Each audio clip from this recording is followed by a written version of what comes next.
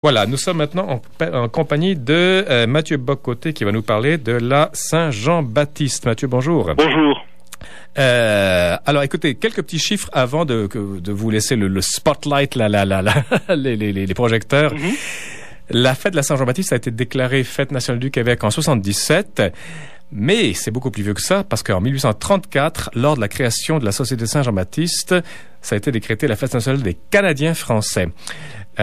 Et puis, Jean le Baptiste a été décrété patron des Canadiens français en 1908 par le pape Pie X. Maintenant, depuis 1977, Mathieu Bock-Côté, vous semblez penser que la fête, ou le sens de la fête, a évolué. Oui, il faut constater qu'il y a une tension dans la définition même de la Saint-Jean-Baptiste ou de la fête nationale. Oui. C'est-à-dire, est-elle d'abord la fête de appelons ça, de cette majorité historique française qui est fondatrice, bien évidemment, pour l'identité québécoise, pour la société québécoise, oui. Ou est-ce la fête de l'ensemble de la société québécoise, donc nonobstant, pourrait-on dire, cette majorité, donc c'est la fameuse fête de tous les Québécois, toutes les Québécoises, au nom du discours d'inclusion qui est très à la mode depuis une vingtaine d'années. C'est-à-dire le West End surtout, là, vous pensez au... Oui, c'est autrement dit, à Bédurfé, à tout ça. En deux côtés. Est-ce que c'est d'abord la fête de cette réalité historique qui est un peuple de langue française en Amérique, ou est-ce que c'est la fête du Québec civique, du Québec inclusif, du Québec pluriel, tel qu'on cherche à nous le dire depuis 95? Ben là, Mathieu, Mathieu, mais là, vous référez encore une fois au problème Canada-français ou Québec, non? Oui, justement, c'est-à-dire il y a une tension, justement. Quelle est la part du Canada français dans l'identité québécoise contemporaine? Et c'est une question qui ne se résume pas, évidemment, à la question de la Saint-Jean-Baptiste, mais qui, chaque année, est reconduite lors des débats, lors des examens autour de la question de la Saint-Jean. Et vous remarquerez d'ailleurs que le terme même Saint-Jean-Baptiste est de plus en plus mis de côté par les autorités officielles responsables de la fête, parce que, justement, on veut le remplacer par le vocable fête nationale. D'ailleurs, c'est le vocabulaire officiel, peut-on dire. Et dans cette tension, on peut avoir des manifestations régulièrement autour, par exemple, des représentations folkloriques ou ethniques des différents groupes culturels ou identitaires composant la société québécoise. Chaque année, c'était même un objet qu'il y a eu plusieurs chroniques qui ont été écrites là-dessus au fil des ans. C'est-à-dire, on y voyait tous les folklores représentés dans cette fête nationale du 24 juin, sauf peut-être celui des Canadiens français. Donc, les Canadiens français, devenus communauté parmi d'autres dans le Québec pluriel, ne parvenaient même pas à faire reconnaître leur propre folklore dans la fête nationale. J'ai l'impression que là, il y a aussi, c'est votre thème familier du masochisme de l'occidental face aux autres cultures, non? Oui, mais plus encore, je crois qu'il y a dedans, aussi quelque chose qui relève d'une contradiction héritée de la Révolution tranquille. C'est-à-dire? Parce que le Québec moderne pendant longtemps, n'a pas trop su quoi faire de l'héritage canadien-français, de l'héritage du Québec d'avant 1960. Pendant un temps, on pourrait dire jusqu'au début des années 90, la transition s'est opérée naturellement. C'est-à-dire, qu'est-ce que c'était un Québécois? C'était un Canadien-français habitant au Québec, plus ceux qui se sont assimilés, donc les Curzis, et ainsi de suite, tous ceux qui n'ont pas d'origine normande ou bretonne, mais qui ont pris le pli de cette majorité, qui sont devenus Québécois comme tout le monde, Québécois comme les autres, et personne ne penserait remettre ça en question. Mais depuis le début des années 90, ou plus encore depuis 1995, c'est-à-dire depuis le référendum avec les fameuses paroles de Jacques Parizeau, la mauvaise conscience a pris un tour particulier au Québec et on a considéré que la mise de l'avant du référent francophone, du référent majoritaire, avait quelque chose d'exclusif. Eh bien, on l'a vu dans le rapport à la fête nationale, donc la volonté de moderniser la fête nationale, qui est une volonté légitime de chaque année, qui est très bien menée, par exemple, par un mouvement comme le Mouvement national des Québécois, qui est responsable de la fête. Donc, de ce côté, il y a ça, mais de l'autre côté, certains ont voulu pousser plus loin cette modernisation de la fête nationale. De quelle manière? Eh bien, en la convertissant au multiculturalisme, en la convertissant à l'idéologie diversitaire, et ça fait en sorte qu'un nombre croissant, je dirais, de Québécois peinaient à se reconnaître dans la fête nationale qui supposait être la leur. Et s'ajoute à cela un problème qui n'est pas secondaire.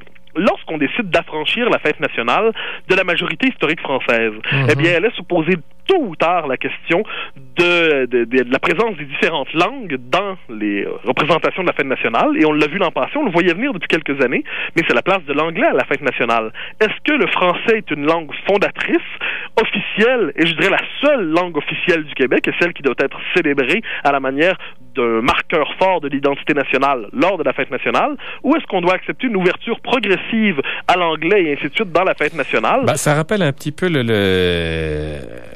toute l'histoire sur le concert de Paul McCartney. Vous savez, pour le 400e anniversaire de Québec, on se disait, c'est entre nous autres, on va faire un truc en français, puis d'autres disaient, non, on était assez mûr, maintenant on peut s'ouvrir au monde entier, et puis la meilleure preuve, c'est qu'on invite un des Beatles, Paul McCartney, pour faire un concert, et ça montre notre maturité, et on est devenu adulte. Oui, je dirais ça, c'est, en fait, on a vu que les idées ont des conséquences selon la formule du politologue américain Richard Weaver, c'est-à-dire, dans les circonstances, pendant longtemps, c'était l'ouverture au folklore minoritaire nombreux issus de l'immigration. Oui. Mais dans cette ouverture à la diversité, une seule langue n'était pas admise, la langue anglaise. Pourquoi? Parce qu'il y avait une conscience du réel derrière le politiquement correct, c'est-à-dire ce qui menace le statut de la langue française au Québec, qu'on le veuille ou non. C'est pas le chinois, c'est pas l'espagnol, c'est l'anglais. Voilà, les Norvégiens menacent peu, finalement, l'identité québécoise. Pour l'instant, Mathieu, qui sait dans 2 siècles? Moi, aujourd'hui, je laisse les prévisions concernant l'avenir à d'autres, aux devins, quelquefois. Mais pour ce qui concerne le Québec, dans les circonstances, c'est que l'anglais est une langue politiquement menaçante, culturellement enrichissante, évidemment, pour chacun d'entre nous, qui c'est mieux de parler français, anglais et une autre langue que de ne parler que français, probablement un par un. Mais collectivement, est-ce que l'anglais a la même place ou est appelé à la même place dans la composition de l'identité québécoise? Eh bien, au nom de la diversité, au nom du Québec pluriel, on en est venu à remettre en question le primat, je dirais, le primat légitime du français. Et on peut, rappelez-vous, je crois que c'était il y a 2 ans ou il y a 1 an, lorsqu'il y a eu la question, est-ce qu'on accepte un groupe pour chanter en anglais dans différentes fêtes de Saint-Jean de quartier, eh bien, ceux qui s'y opposaient se sont fait accuser d'être des ayatollahs de la langue française ou encore des fascistes culturels. Alors, le vocabulaire de l'antifascisme est mobilisé désormais pour s'opposer à ceux qui voudraient conserver la prédominance identitaire québécoise au moment de la fête nationale. Mathieu Bock-Côté, vous, je sais que vous êtes un fervent lecteur de Gaulle, ses mémoires de guerre, et moi aussi. Je me souviens, ce que vous me racontez me rappelle une phrase qu'il avait dite à Churchill, qui l'accusait. Donc, de Gaulle était à Londres pendant la guerre, il dirigeait le gouvernement de la France libre, et de Gaulle était assez intraitable sur certains points de principe, la grandeur de la France notamment. Et puis, Churchill l'engueule littéralement, lui dit, écoutez, vous êtes trop intraitable, c'est pas possible. Et De Gaulle a dit, je suis trop faible pour pouvoir plier. Oui, c'est très, très juste. Vous vous souvenez de ça? Je dirais que c'est la même chose au Québec? Oui, je crois qu'il faut redécouvrir aujourd'hui, effectivement, au Québec, c'est une très belle manière de poser la question. J'appellerais ça la vertu d'intransigeance. C'est-à-dire, aujourd'hui, au nom de cette flexibilité du citoyen mondialisé, qui doit pouvoir se mouvoir dans toutes les cultures, participer à l'hybridation du monde, au métissage des références, eh bien, à travers tout ce discours, on a tendance à oublier que les premiers, normalement, qui vont payer le prix de cette espèce de nouvelle civilisation, c'est ce que les petites nations, pour reprendre la formule de Kundera. Et le Québec, là-dessus, et ça, on le savait ça c'est une perte de la Révolution tranquille. Jusqu'à la Révolution tranquille, nous avions conscience de la fragilité de l'identité québécoise. Nous avions conscience de la fragilité de notre enracinement. C'est vrai. À tout le moins, notre enracinement était notre force, mais nous avions la conscience de la fragilité de la condition québécoise. D'ailleurs, de quelle manière nommions-nous notre présence au monde? C'était la survivance. Avec la Révolution tranquille, les Québécois étaient tellement heureux de se croire enfin libérés des anciennes tutelles, tellement heureux d'être enfin normaux eux aussi. C'était la formule de Jacques Parizeau. Pourquoi l'indépendance? Pour que nous soyons enfin un peuple normal. Eh bien, nous avons été tellement heureux de devenir normaux que nous avons voulu nous délivrer de cette conscience de notre fragilité qui était inscrite dans la mémoire de la survivance. Et les Québécois, le projet de souveraineté en était l'exemple probablement le meilleur. Le projet de souveraineté est un projet de normalisation de la condition québécoise, non plus d'une province pas comme les autres, mais un peuple comme les autres.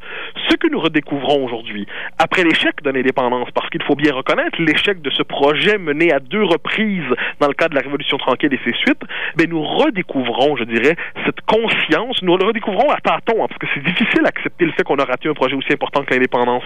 Eh bien, nous redécouvrons cette fragilité, nous redécouvrons d'une certaine manière l'horizon de la survivance.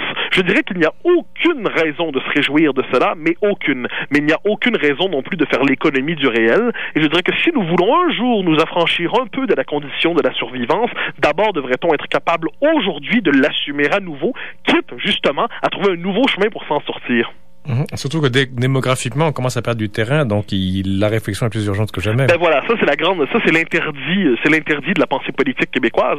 Je disais récemment sur une autre tribune, je disais qu'on nous disait dans 10 ans, dans 15 ans, est-ce que l'idée de souveraineté pourrait renaître? Je dis bien sûr qu'elle pourrait renaître, mais au référendum de 1995, il y avait 82% de francophones, je ne sais plus comment on a le droit de les appeler, mais à tout le monde, la majorité historique française faisait 82% au Québec. Aujourd'hui, elle est autour de 78-79%. Le jour où elle sera à 73%, 72%. Est-ce qu'on va se retrouver dans une situation où l'indépendance politique serait souhaitée de manière constante et ardente par une majorité très nette de ces francophones, mais que leur proportion démographique, leur poids démographique dans le Québec ne sera plus suffisant pour véritablement faire le choix politique qui s'impose. Et s'ajoute à ça la variable montréalaise. À Montréal, l'identité québécoise est en régression. Il est normal que Montréal soit une ville cosmopolite, plus cosmopolite que ne l'est Saint-Jérôme, que ne l'est Saint-Hyacinthe. Mais Montréal passe en ce moment de métropole cosmopolite francophone au statut de cité bilingue, multiculturelle, désaffiliée identitairement du Québec historique. Eh bien, on voit que en ce moment, il y a toute une série de nouveaux obstacles qui se posent dans la poursuite non seulement de l'idée d'indépendance, mais dans la défense même de la condition québécoise. Et je crois qu'en ce moment, la plus belle manière d'être fidèle au Québec, c'est de pratiquer une pédagogie de la réalité. C'est-à-dire éviter la fuite en avant, éviter la fuite dans le fantasme qui est celui du Québec, l'indépendance rédemptrice demain matin. Et il faut revenir aujourd'hui aux fondamentaux de la condition québécoise. Une pédagogie de la réalité est la meilleure manière aujourd'hui de nous permettre à nouveau, dans quelques temps, de reprendre le combat de l'affirmation. Il faudrait que les élites aussi prennent conscience de ce que vous dites, Mathieu Bock-Côté, parce que beaucoup qui sont souvent stipendiés par le fédéral ou ailleurs trouvent adaptent leur discours à celui qui détient le gousset de la bourse. Oui, ça, il n'y a aucun doute là-dessus. Dans l'histoire du Québec, les élites ne sont jamais premières à défendre la condition nationale, pour le dire ainsi. Et c'est toujours dans une fracture dans l'élite qu'advient un moment possible de redressement. Dans les années 20, on va nommer cette figure interdite du Québec contemporain, c'est la rupture des nationalistes autour du chanoine Groulx qui rompt avec l'establishment et qui propose une relecture de l'histoire du Québec qui fait désormais le procès de la conquête. On ne pardonnera jamais à Groulx ce procès de la conquête. Dans le cas de la Révolution tranquille, c'est René Lévesque qui va encore une fois rompre avec une partie des élites qui sont alors dominantes et qui va porter ce projet de souveraineté nationale. On pourrait croire même qu'avec les années 90, Lucien Bouchard rompt avec les élites rassemblées du patriotisme canadien-français ou québécois à Ottawa et marque une rupture avec une partie de l'élite pour porter le projet du Bloc québécois. Eh bien, est-ce qu'en ce moment, nous pouvons espérer une nouvelle rupture à l'intérieur même de l'élite, rebrasser les cartes dans l'élite québécoise? Est-ce qu'on peut espérer une conscience neuve de la fragilité québécoise auprès de nos élites? Un homme comme Pierre Curzi, par exemple, si on fait une analyse de l'actualité politique la plus immédiate, un homme comme Curzi cherche à réhabiliter aujourd'hui cette idée de la fragilité du fait français à Montréal. Et hier, vous noterez bien, ce porteur exemplaire du nationalisme civique et déculturé qu'a été Gilles Duceppe pendant 15 ans, sinon davantage, eh bien, hier, il parlait à la télévision du risque de l'assimilation des francophones, de l'assimilation des Québécois, de la louisianisation des Québécois. Alors, j'ai l'impression que même auprès de nos élites les plus politiquement correctes, quelquefois, le retour au réel revient brutalement. Eh bien, c'est de ce retour au réel dont nous avons besoin dans le Québec actuel. Et Mathieu, je pense qu'on est le peuple de la fuite de la douleur ici. J'ai l'impression qu'il y a toujours... ce qui nous sauve et nous condamne au Québec, il me semble, c'est on a un certain côté bouffon. Regardez les humoristes qu'on a. Oui, et puis, bon, il y a une douleur historique d'avoir raté les rendez-vous historiques depuis longtemps. Et cette douleur, on la berce, on la calme derrière une certaine bouffonnerie. Oh, c'est très très juste. Il y a une double fuite au Québec. Il y a la fuite effectivement par l'humour, la fuite par le festivisme. C'était le Canadien de Montréal pendant longtemps. Aujourd'hui, c'est la civilisation du festival. Qu'est-ce que Montréal? C'est une ville avec des rues qui ont été victimes d'un bombardement d'artillerie, mais doublées de festivals perpétuels pour nous donner l'impression que rien n'est grave. C'est bien dit, oui. Et l'autre fuite, eh bien, c'est toujours la fuite messianique. Dans les années... La suite comment, vous dites? La fuite messianique. La fuite, au 19e siècle, c'était la fuite du messianisme, véritablement, où les Canadiens français n'étaient même pas certains de continuer d'exister chez eux, mais voulaient évangéliser le continent au grand complet, parce que nous étions le peuple élu du catholicisme en Amérique du Nord. C'est vrai. Eh bien, après 90, après 95, en fait, après l'échec de 95, il y a eu le retour de ce messianisme compensatoire, mais cette fois sous le signe du progressisme.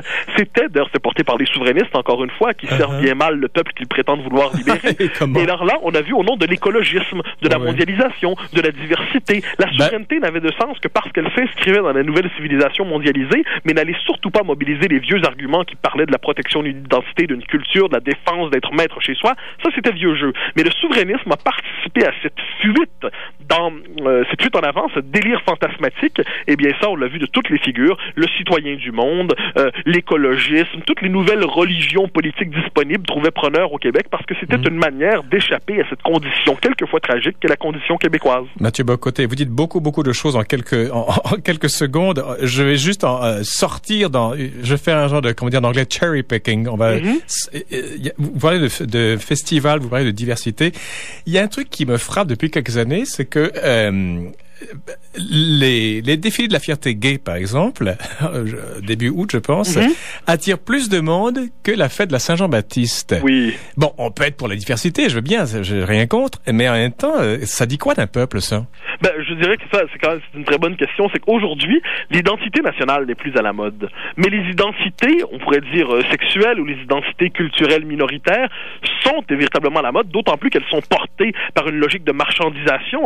Le marché là-dessus, un certain capitalisme publicitaire travaille au développement, à la marchandisation de ces identités contestataires, bien souvent. Et ces nouvelles identités, donc, qui sont à la mode, qui sont soutenues par l'État thérapeutique, qui sont encouragées par le discours médiatique, qui sont relayées et développées par le capitalisme publicitaire, eh bien, ces identités ne prennent plus forme dans la nation, mais prennent forme à la manière d'identité substitut. Ce sont des identités de substitution que l'on fait valoir sur la place publique et qui sont finalement beaucoup plus joyeuses à porter, apparemment, que la condition d'un petit peuple à l'avenir incertain dont plusieurs voudraient s'émanciper. Donc, et c'est le drame aujourd'hui que pendant longtemps, nous cherchions à émanciper le Québec dans le monde. Aujourd'hui, plusieurs, à travers ces identités minoritaires, cherchent à s'émanciper du Québec.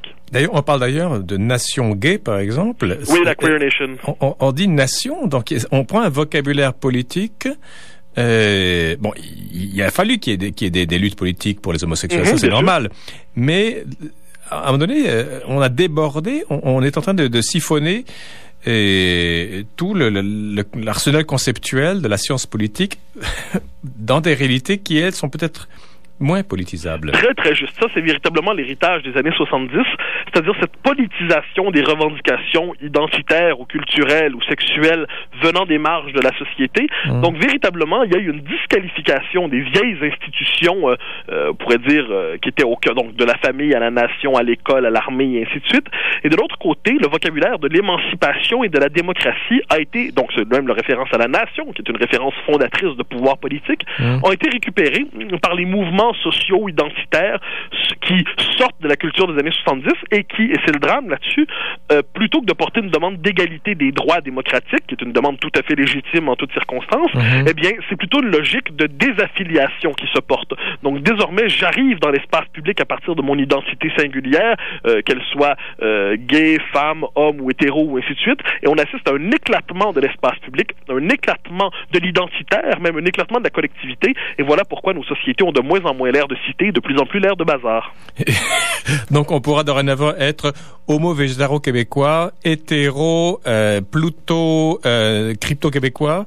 Peut-être que l'élément québécois, c'est celui qui sautera dans ces deux définitions, c'est-à-dire le titre québécois ne sera plus qu'un titre administratif parmi d'autres et se déploiera ici les nouvelles civilisations diversitaires. Il nous est permis, devant le monde qui se dessine devant nous, de verser soit une petite larme, soit de faire un petit grognement. Écoutez, je sais que vous n'avez pas trop vous n'êtes pas à l'aise dans les images religieuses, mais je vais quand même vous dire, il y a 3 choses qu'on relie à Saint-Jean-Baptiste et c'est particulièrement pertinent avec ce que vous racontez, Mathieu Bock-Côté. D'abord, on prête à Saint-Jean-Baptiste cette phrase que je vais vous citer en latin pour vous impressionner. Illum portet crescere me aute minui. Il faut qu'il croisse, c'est-à-dire Jésus-Christ, il faut qu'il croisse et que je diminue. L'autre phrase, je suis la voix qui crie dans le désert, saint. Et puis un autre truc, c'est qu'on célèbre un saint qui a eu la tête tranchée. Donc, c'est 3 choses qui sont pas tous. Oui, les Québécois ont choisi leur On a bien choisi, hein. Mathieu Bock-Côté, il reste très peu de temps. Avez-vous, en 20 secondes, est-ce que la pensée du jour? Oui, je la résumerai ainsi, c'est-à-dire il y a de bonnes raisons aujourd'hui de ne pas être optimiste par rapport au Québec, mais néanmoins, chaque année, le 24 juin, c'est quand même une raison de se rappeler que depuis 4 siècles, contre toute évidence, nous poursuivons notre travail, nous continuons d'exister. Eh bien, célébrer 4 siècles d'histoire de manière aussi, une histoire aussi inattendue, il y a quand même matière à entretenir le patriotisme et peut-être même à réveiller le nationalisme plus tôt que tard. Mathieu Bock-Côté, merci infiniment. Joyeux Saint-Jean-Baptiste à vous aussi. Donc, c'est quoi qu'il arrive. Merci beaucoup à Guy Lafrance, à la technique, à qui je souhaite également une joyeuse Saint-Jean-Baptiste. Ici Jean-Philippe Trottier, qui vous dit merci beaucoup d'avoir été des nôtres. Bonne Saint-Jean demain. Salutations amicales et donc à demain midi, comme toujours. Au revoir.